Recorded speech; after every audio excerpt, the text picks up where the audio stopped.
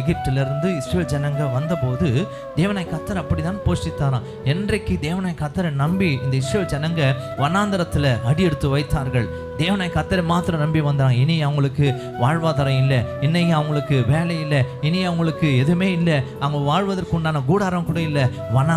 வனாந்தரத்தில் அடி எடுத்து வைத்தாங்க. ஆனால் கர்த்தரை நம்பி வந்ததுனால கர்த்தர் என்ன பண்ணாராம், அவர்களை குறைவில்லாமல் போஷித்தார். நீங்கள் கூட நினைக்கலாம், இன்றைக்கு அநேகருடைய வாழ்க்கையில் எங்களை கவனிக்க போஷிக்க யாருமே இல்லையே அப்படின்னு கூட நீங்கள் அதை குறித்து நீங்கள் நினைக்கலாம். என்னை போஷிக்கிறதுக்கு எனக்கு ஒரு வேளை எனக்கு கொடுத்து உதவி செய்ய, என்னை தாங்கி பிடிச்சு என்னை நடத்த யாருமே இல்லையே அப்படின்னு கூட நீங்கள் நினைக்கலாம்.